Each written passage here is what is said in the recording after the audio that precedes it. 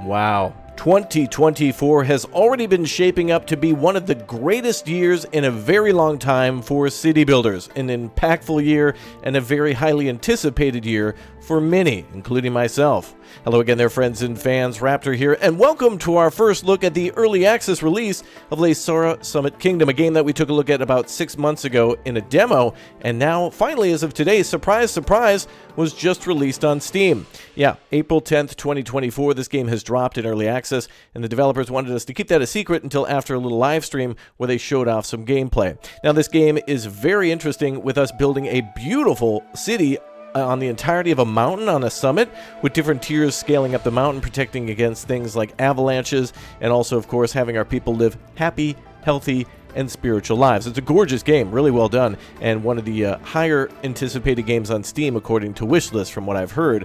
Now, again, what I said about 2024 being an amazing year so far, we've already got this game and quite a few other games behind us in terms of city builders that have entered early access or full release, but of course, we've got some real big ones coming. Of course, Manor Lords coming up on April 26, 2024, and also Frostpunk 2, and a few others that'll be swinging by, I'm sure, that we'll cover here on the channel. So if you'd like to hear more about the latest and greatest city builders and news on all things Manor Lords, Laysara Summit Kingdom, and more, make sure you subscribe and pop that like button so YouTube knows that these are cool games and you'd like to see more of them. Alright, well, without further ado, we're going to go ahead and take our first look. Wait a second, hold on. Let me just check real quick. Here's their early access roadmap. I just saw that one just now. Looks like they've got a long road to go. I assume they're maybe starting at the bottom?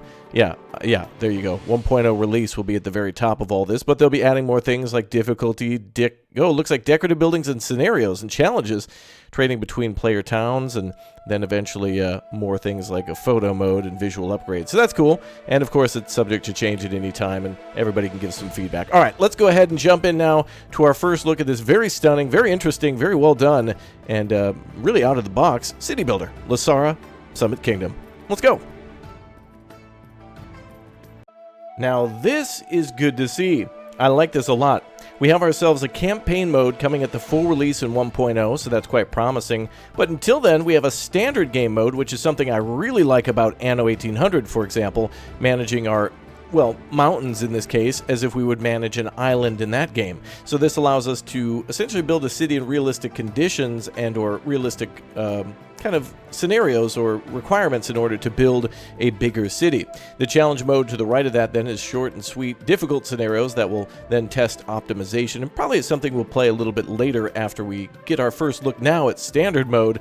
And then also the free build mode, which allows us to build whatever, wherever we want, which is cool for taking pictures and making beautiful desktop backgrounds or sharing it with a friend like we all did with a game called Townscaper, if you remember that game. Right, let's go ahead and start with the standard game mode and build the city of our dreams. Oh, and look at that. We get to choose a mountain in which to build it. Now, this is interesting. Some of these mountains here actually have leaves next to them. I wonder what that means. We can't click on them, but it does possibly mean that more mountains will come in the future with added updates and whatnot. And for now, we'll start with Hope Spark Hill, which is interesting because it actually lists that this is a balanced vegetation zone, that we also have copper in this area in order to mine and possibly export. We also have things to import, so our people will require salt, dye, perfumes, and gold, so we'll have to actually import that from other cities or areas. And then we can also export something called butter lamps. Right. There's also no rivers here, and that's interesting. I wonder if we could utilize river power or if those will be some sort of either hazard, but hopefully a helpful resource we can utilize to power our city. And then standard avalanches. Yeah, kind of a little bit of a survival city builder here as well. You don't want to get crushed by an avalanche. Doesn't sound good to me. So that's cool. That means each one of these different locations could have different resources like iron or possibly logs or something else that we can then export. Here it's kind of interesting to have copper, to which I remember from the demo that we were making either kettles or, like they mentioned, lamps or something like that. So let's go ahead and take our first look at Laysara Summit Kingdom. Let's go! Really, let's begin. Of all the years in the long and storied history of the Kingdom of Laysara, this one surely has to be the worst. Following the harvest, a mysterious mist suddenly appeared all across the kingdom. Then, the pandemonium started. Crops started to fail. Disoriented animals barely produced any milk. people started to get sick. And you can't see anything. The fog in this valley's even worse than the city. For all we know, we could be lost already. Faith, my friend, have faith. We're following the path that's been chosen for us. Path? I don't see any path. Just the same damn forest going on for days. It's not entirely the same. Look, there are more and more pines, and the thickets are thinning out. We are getting higher. We'll get to the uplands shortly. Even if that's true, what will we find there? Mark my words, mountains are no place for humans. Yes, but they are a place of the spirits. We will settle at the foot of the mountain and make our way up to build a grand altar at the very summit. The spirits surely will recognize our efforts and help us to drive the mist away. And Laysara will be saved. Yeah, that's great and all, but did you see how low on supplies we are? Never mind building a temple, we'll die of hunger before even reaching the top. Come on, it won't be that bad. Look on the bright side.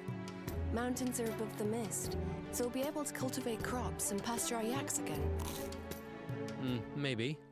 Until the first avalanche sweeps us all away. Stop worrying about minor details. We're on the most sacred quest, and nothing will stop us. Onwards!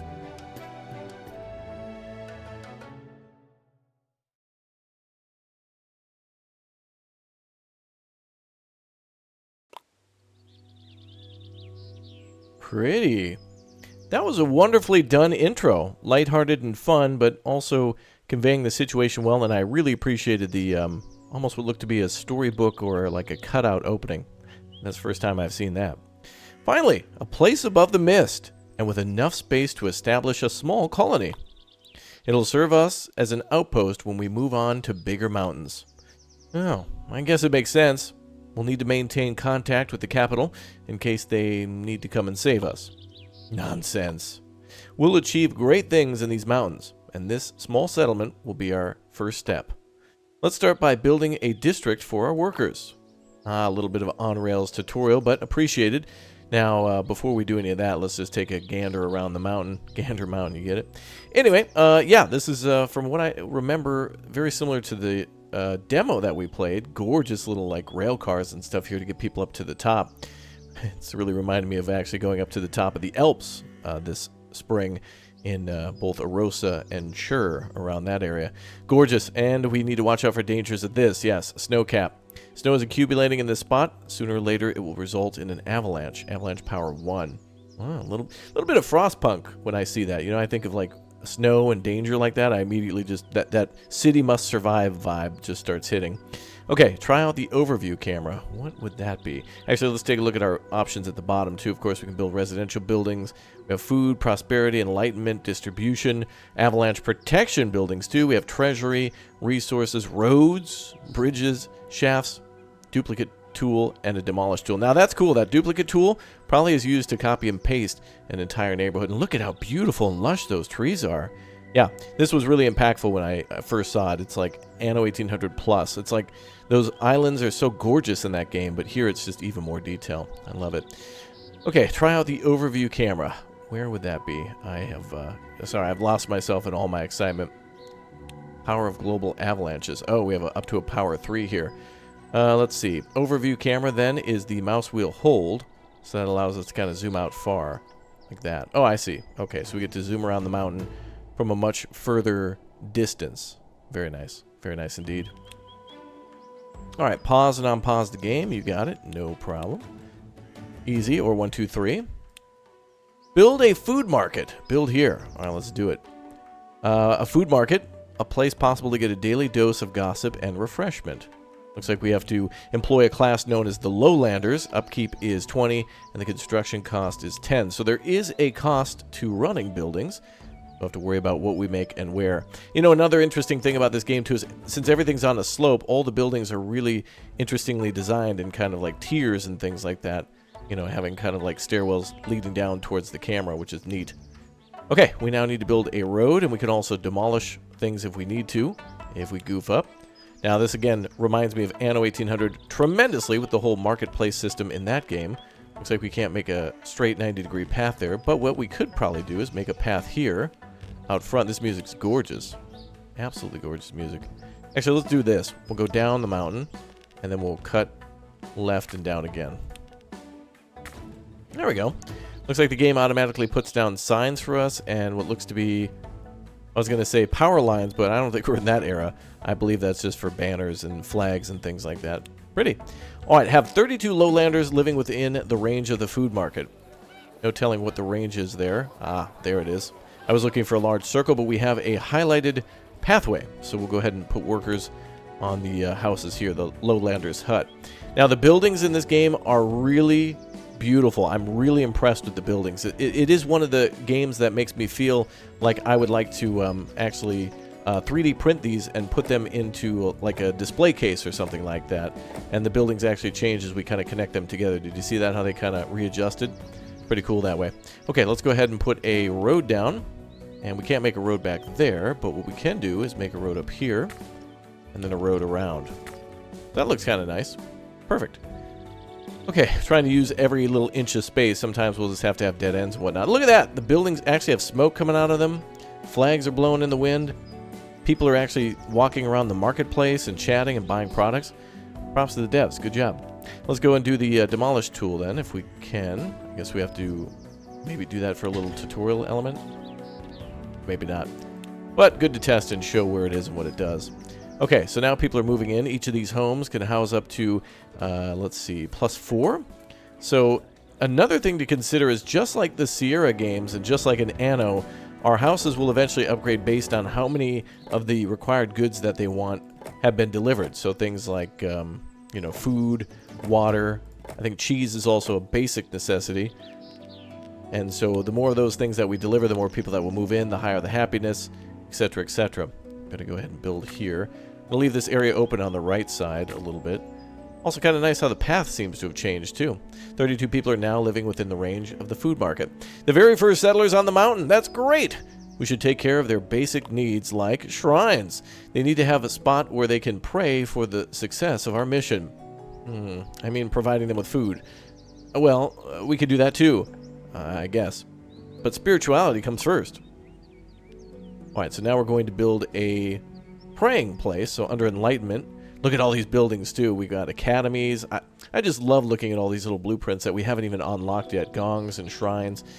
Different tiers for these too. So building that giant monastery up top too will be our main final goal of everything, is basically to build like a huge city around it and then a crown jewel at the top of every mountain. Kind of like saying that we've claimed it and whatnot. So get a population big enough so people can live happy, healthy lives, helping each other out through different jobs, and then a big project for everyone to work on together. I like that a lot. I think that's pretty cool. They want us to build a praying place. Okay, so we'll go ahead and plop that down. Maybe, okay, looks like it's connected by range. So we'll do one here, and we'll do one here.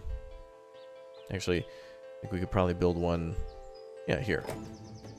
Very nice. Perfect. We got 40 out of 30, so more than what we need. That's about as close as we can zoom in to. Click on a lowlander's hut.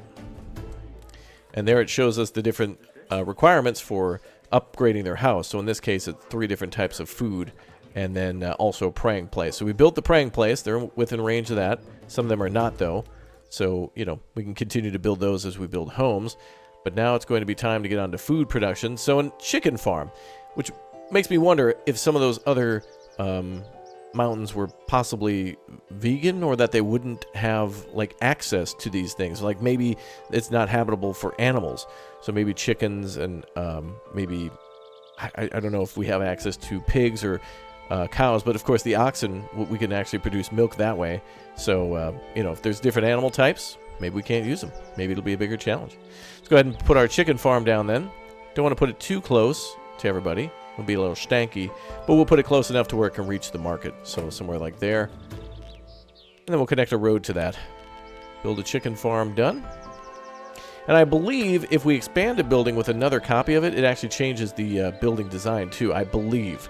So if we build a chicken farm next to a chicken farm, it actually makes it like one large thing. We'll see on that one. But again, whenever developers do that, like I saw long ago in a game called Industries of Titan, blew my mind, man. Blew my mind. Okay, we now need to start delivering all these things to the market. So we're going to instruct the chicken farm to send those to the market then. And that will be delivered via people, via baskets constantly. And then people will come to the market to shop. Start sending, is that Tasma? I'm going to call that Tasma, but if I say it wrong, do correct me. I want to know how to say that right. Okay, let's go ahead and start making that. We have our food market. But this is a barley product, it seems. So that's what we're going to make out of that. Let's go ahead and put the barley field maybe over here. And I do believe eventually we need to start having oxen transporting that, because those big old bags of barley are going to get heavy. So that's something we're going to have to do. Also, unfortunately, we can't rotate the buildings. If they're horizontal like this, they're that way to stay. So let's go ahead and plop that down there. And there is a calculation here as to how much can be produced per day. So the different zones here, I'm not sure their names, but we have the green zone, the yellow zone, and the brown area there. The yellow zone here is where some of the mining will be done. You can already see like copper and whatnot right there in the side of the mountain. But as we build further and further towards the top, other mountain biomes will have more inhospitable regions that really can't produce much but might be important to get through to get up to the shrine. Let's go ahead and plop these down. We'll build maybe one of those to start, and we will send that first to the barn, and then we will send that to the market. Hay have to be processed into another resource before distribution. Okay, so it looks like we will be processing stuff. Can't do that straight up. Wait, has to go to the mill. Ah, there we go. I was just needing to click on the mill itself. Yeah, so that's making flour out of that. All right, have 8 lowlander huts on level 2. Okay, let's upgrade a few homes. Let's see if we can do it en masse. Is there a way to click and drag multiple homes? Possibly. But is there a hotkey for it? I'm not exactly sure. There might be one in controls, but as you can see, as we upgrade these homes, we're going from 4 to 10 people, so clearly we're consuming more food. We're also paying more taxes, it looks like. People are paying a little bit more, possibly, to live here. Looks like those folks need access to a shrine, so we'll build another one up at the top. And actually, I might be able to put one here and delete that road a little bit. Roads? Let's delete that road. There we go. Another upgrade. Oh, and look at that. They kind of build with the edges on the kind of angled towards the corners and whatnot. I like that. I appreciate that. The more we upgrade, the better, though, because then we'll be able to start collecting tax. Satisfaction level drop below current upgrade requirements, receiving monetary relief. No, they're not paying taxes. They're being paid. We have to pay them like a fee because we're not giving them everything they want. Imagine that in life. Splendid! Looks like the lowlanders are happy here.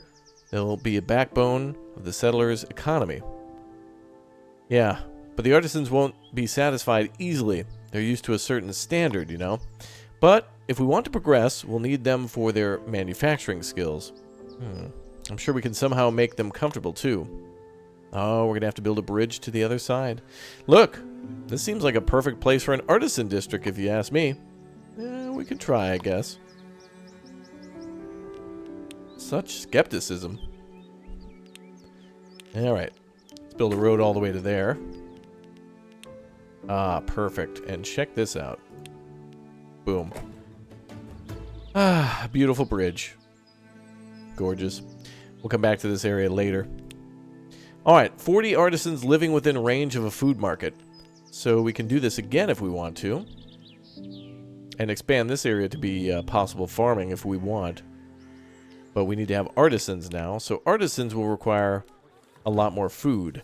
The other tiers, by the way, are artisans and monks, and then yaks. That's I mentioned oxen earlier, but I was thinking of manor lords and my good friend Fritz, who I'm really excited to return to that game.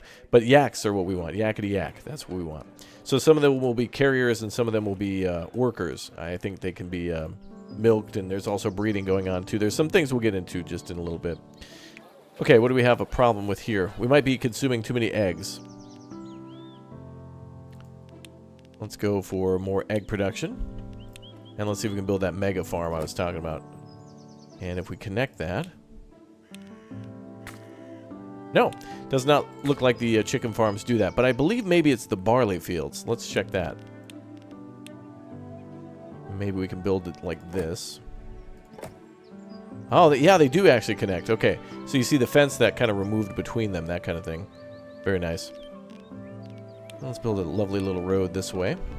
Oh, can we build a double wide? Oh, that kind of looks weird. I do like to make large avenues sometimes in city builders. Unfortunately, this one kind of looks like, yeah, kind of a mess. It is sometimes cool to make a, kind of like a main road, but in this case, it's kind of a little, you know. That's okay. We can adjust and make changes. That's why they told us all about the delete tool. Okay, so let's go ahead and connect and make more food to send to the mill. Hopefully we can make the distance there. There we go. And we could also build another field maybe here or here. Okay. And make sure we send that to the market too. And let's upgrade the rest of those homes. One more requirement here. We need a little bit more enlightenment. Ah, and there's the artisan home. So they're a different class altogether. Low ceilings of the artisan housing may be the underlying cause of their bad mood. Oh, I see. It makes sense. Well, let's add a few more people here and get them upgraded in a larger neighborhood. All these classes will need to work together. Again, if you're familiar with the ANNO series, or really the Sierra City Builder series, you'll know that, of course, when you upgrade a house from one tier to another, you might be losing that previous working class. So if you've got people who are workers and then you've upgraded them to artisans, then they're no longer more than likely going to work in the steel mill, that kind of thing. Let's go ahead and make a stop there and a smaller neighborhood here before we move on. Now, I'm doing this because I can recall from previous playthroughs that, of course, we'll have to come back to this neighborhood anyway to continue to increase this population. They're all important. They all work together. It's not like these are lower class, even though they're called lowlanders. It's really our first settlement of people from the lands below. Wow, now it's starting to rain. Pretty. Okay, so let's see if we can build artisans next to the marketplace then. And see what we can do there. Keep them nice and close together. Oh, they only let us build them over here. Interesting. So each class is kind of set to their own area. All right. I think it would look more beautiful if we had the different buildings kind of mixed in, but okay. Well, we'll do what we can here then. I also see the copper mine there, so we'll have to get to that in just a moment. So there's our marketplace. Pretty. Put a little road around that. Gorgeous. Put a couple of artist homes. Oh, there you go. The artisan homes kind of do yeah. All right. Just like the lowland house. Beautiful. And we'll connect those up too and get them whatever they need. Wonderful. Looks like we need a few more homes. And I don't want to build them too far away from the market.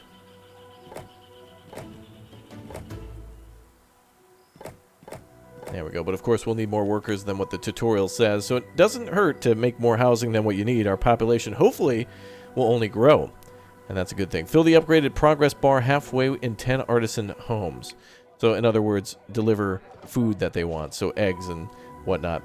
Let's also start with a spirituality. We'll deliver some here. And some here. And here. Oh, it looks like we were getting like a tier 2 spirituality. They kind of turned purple. That's interesting. Hopefully we got them all. There could be some overlays for things like that, but... Okay, next is going to be the food. We've got eggs and tasma again, or sasma. And we'll build our chicken farms up here. Back to the roadways. Oh, just absolutely gorgeous. Another great and very fun game on this channel is Farthest Frontier, that now recently got chickens as well. So I'm having all sorts of great feelings delivering, you know, eggs and things to market and providing more products for our people. It's fun regardless whatever game that you're playing to give your people variety. And it's a real good sign of a good leader, I think, when you're playing these games, if you're able to provide many alternatives to everybody for, you know, food, meat, cheese, different types of grains. So I hope that's something that we see a little bit more in games. Okay, we also should do the barley then. Great music. Wonderful. I'm just feeling the vibe here. I'm really... Guys, I'm just very much happy and excited about the city builders that we've been seeing lately, and all the community, the city builder community, and really just the creator community getting hyped over games. I really don't think there's any better time than now to get excited about things. I don't think I've been this excited for games in a very long time. And knowing that, or really having a confident feeling that everyone's going to enjoy them, not just me. I think I have a special ability to really enjoy anything that I play. Because I can kind of just take a glance at things and be like, oh, I like that. And I know myself enough to where, yeah, that's usually pretty much the case. But here I have no doubts that everyone's just going to be excited about all the city builders for this next year. And I'm really excited. I'm just excited. I'm excited for my hyped excitement. That's all. Build a copper mine and connect it to the road system. Great, let's do just that. Wait, do I have to click on that to build a special building? Oh, yes. We have to build a mine from clicking on the actual deposit, as it shows here. And look at that. Beautiful. So now we can make a connection to the bottom where it'll be transferred via maybe like cable car. So let's go ahead and put that there. And let's go ahead and connect a road all the way around. And one to here as well. There we go. All done. Get some yaks to start copper production. Ah, yes, they're going to go deep into the mines. Not quite. All right, physical activity is an important factor in any young yak's development. So we're going to now make a yak pasture. So let's plop that down here maybe. And there we go. Look at that. If we connect two together, yeah, my memory serves correct, at least for that. Creates kind of a different building. Really like that. I think that's amazing. I'm going to build two just because it's fun to do. Okay. So now we're going to be sending the copper to somewhere else, actually. We have to do something with it before we send it to the market. Have a commodity supplier with 40 artisans in range. Start distributing utensils. So we're going to be making copper spoons, knives, forks, chopsticks, whatever, for our people. Oh, looks like we can build that there. Oh, that's a wonderful fit for that. Unfortunately, it's out of range of the copper mine, though. So we could try to build it up here. Or we could build it between these shrines, and that would fit everything, too. Beautiful.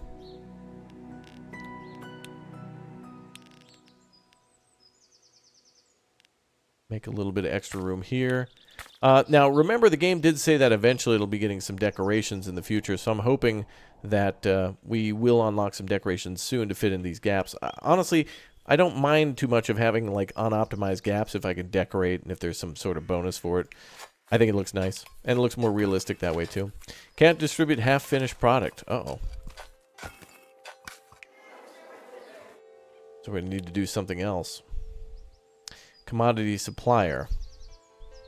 No better place to get some high-quality goods. Literally, there's no other place. Oh, look at that, too. Oh, I got to build a little road there, because that looks cool. All right, that looks nice.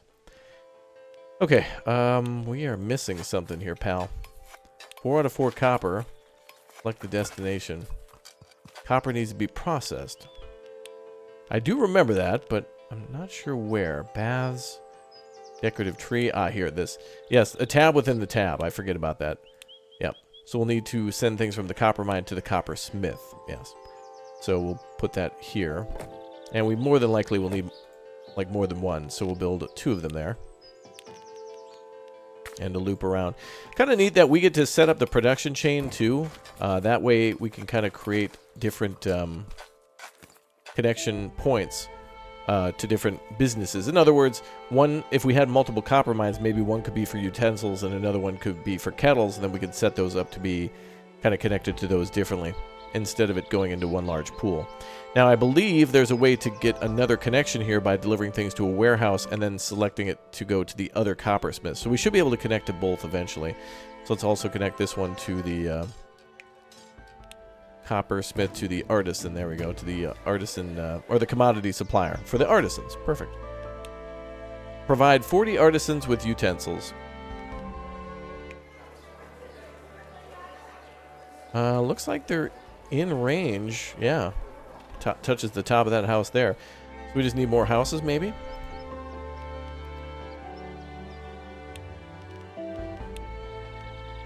Ah, there we are. That's it. The carrier post.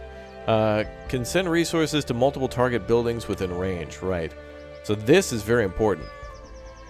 So this will allow us to make even more. So then we can send, or I hope we can send, resources here. Cannot deliver to itself. No, of course not. We want to deliver to the carrier post. There we go. And we should be able to send to multiple locations. There we go. So now we're sending it to 2 coppersmiths, right. So now we take the copper from the copper mine, send it to the warehouse, distribute that to the 2 smiths, and then they can distribute there. And boom, now we have enough for 56 out of 40. So we were at our maximum production limit. It wasn't about range. Hey, I've got an idea. Let's expand higher. The climate in the middle zones of the mountains is perfect for bees and producing honey. Oh, she's smart. Have a operational shaft going up. Alright, cool. Well, I guess we could build that here and go there. That's perfectly right at the edge of that path. And we're going up to a whole new area. Have 2 operational beekeepers in the middle zone. Okay. Now we're going to be making a new type of food, or possibly a creative, like, a material, perhaps. Okay. So they produce the most amount of honey here. So we can still produce 3 down here, but 5 if we go to the middle zone. That's cool. So let's go ahead and build a road. There we go. I don't know about you, but I don't want to disturb that rock. We could definitely move it out of the way, but kind of nice to just leave it alone. Build a couple of apiaries there. Perfect. Your brilliant plan seems to have a flaw. Flaw? It's a perfect place for bees. You act like you got stung by one. Oh, open your eyes. How are we going to transport all this honey down? Relax. With the right attitude and open mind, we can overcome any obstacle. How exactly will an open mind help us to transport anything? Oh, just you wait. Let's get my fellow monks here. They'll come up with the solution. Have an operational academy. Okay, so there's got to be some sort of way to transport this stuff down, perhaps. But now we got to start researching things. So there's our monk's dormitory. And it looks like we can put that around here, I suppose. Well, that's a good spot for it. Yeah, that kind of looks nice. Yeah, that's good. Oh, it's a house itself. Interesting. So they'll need more enlightenment in order to be functioning, I think. But now we can build the academy. Ah, yes. So the monks, that's actually their home. So a different type of tier housing. And we've actually gone all the way to the 3rd tier now. Wow, I actually didn't realize that. And wow, is that a big, like, auditorium. That's crazy cool. Well, let's plop that down there. It looks like we need 34 people in total to be able to house in order to get that to function. Let's go ahead and build a few more houses there. And then I'll just connect everything with a road. They're so beautiful, those houses. And are they within range of the market? They are. But not in range of a spiritual building. Unless the academy creates that. No, it provides a different tier of that. A different type of that. Perfect. We'll build more shrines around just to make it look nice. Boy, that is probably one of the most holiest and prestigious utensils factories ever, but there you go. All right, have an operational academy. So the academy, in order to operate, needs to be operational to allow nearby citizens to use the facility. Needs to be operational to increase research. Okay. So it looks like we need more workers working there. Okay. So we're short on just a few. So a couple more monks then. There we go. Problem solved. Alright, have artisans 10 level 2.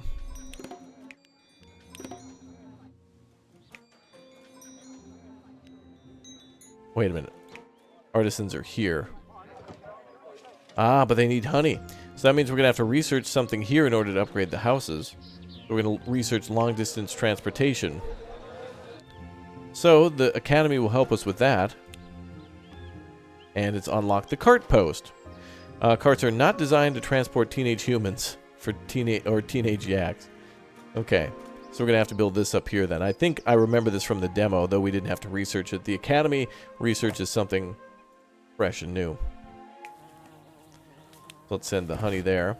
So this kind of seems to work like the other building, the carrier building, but instead of it being a local building, it seems to go down a hill. Click on a transportation building. Cannot send resources there. How about here? Ah, so they can send it a much further distance now. So honey is being transported here, and then brought down via cart, or I guess wheelbarrow in this case, and then transferred into like some sort of a cart to go all the way down to the market. I don't think there's a way to do multiple of these, but I must be missing something. I think there might be a way to do multiple, either a hotkey or some sort of on-screen button.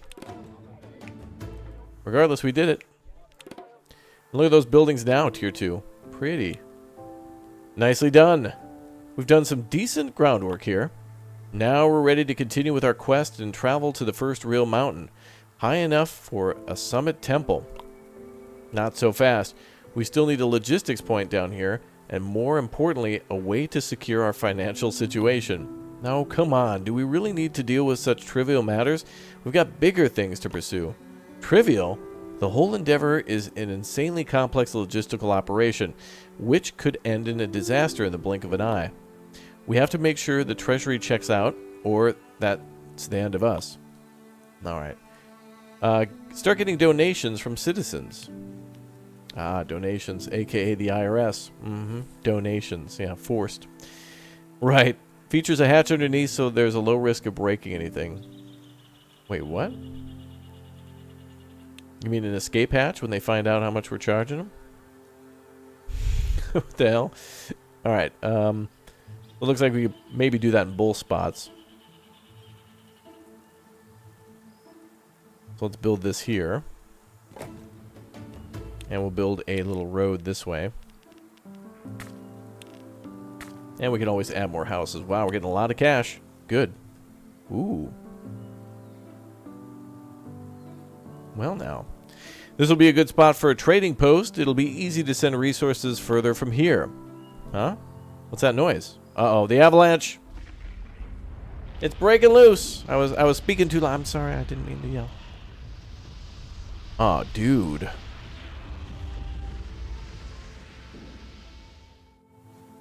That was cool. Alright, forget about that. We're all gonna die. Relax, no one got hurt. Actually, the avalanche wasn't even that huge. I bet we could still have a trading post in this region.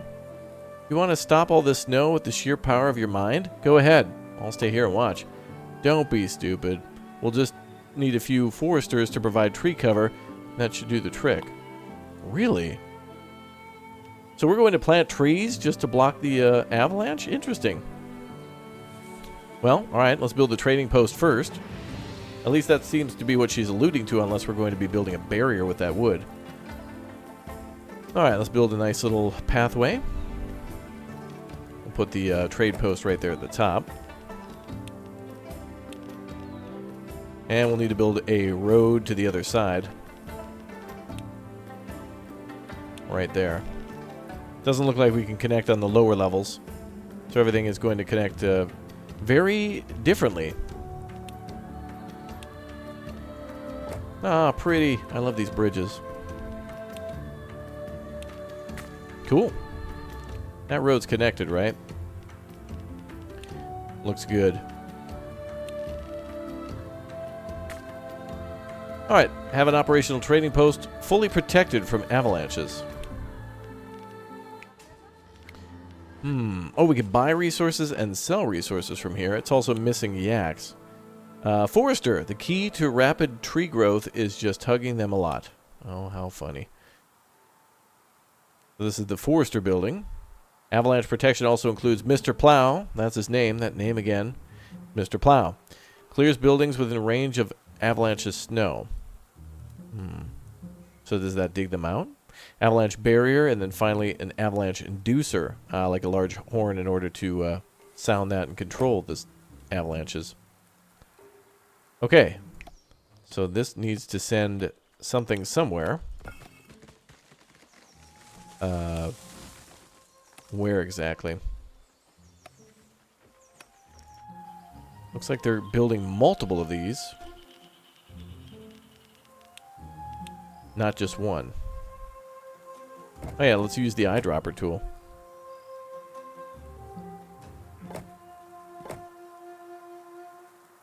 Well, I hope that's enough protection there. I'm gonna have to move this road, but okay. Well, alright, that area will get crushed, I suppose. Now we've got all this lumber. Where can we bring that? Well, I guess, are we going to be actually felling the trees? Let's see. Let's build ourselves another building for transportation. That was the...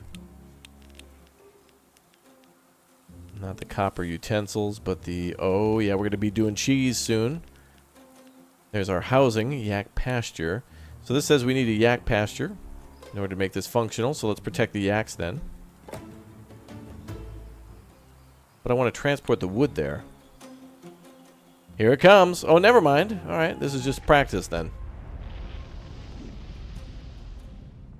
All right. Hooray, it worked. The trading post is safe. Well, that was pretty smart. Told you from the very beginning, there's nothing to worry about.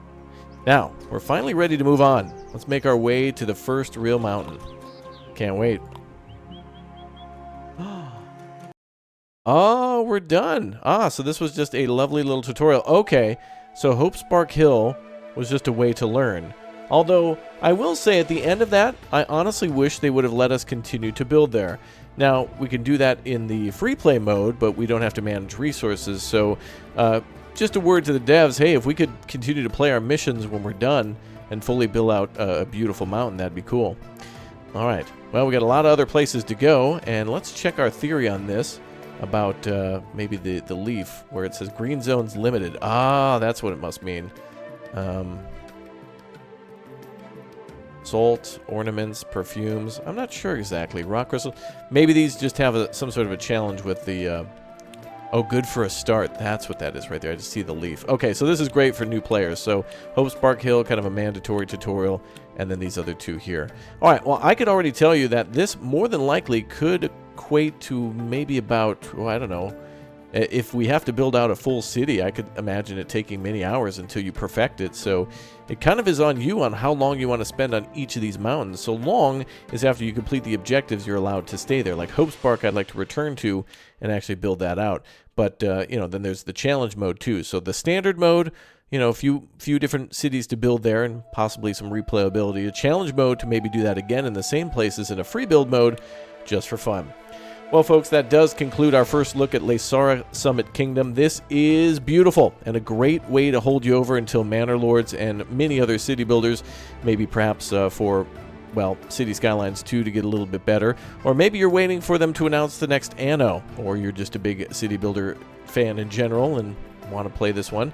I certainly recommend it already, and I'll be playing it a lot more. I think this is really cool. They've done some really unique stuff here. This does remind me of, like, for example, the Wandering Village in a way, and last year during these Steam Next events that really show off some amazing city builders. I got to say, I urge all of you to download free demos, add to your wish list whatever you like, whatever you love, and then pick it up when you can, because it's a lot of fun. I hope to see you all very much in the just in the future. All these very big games coming out. There's many games coming out, and I hope to see everybody here in the future for more. Thanks again for watching. You guys are awesome. Thank you very, very much, and I'll see you all next time. Goodbye, buddy.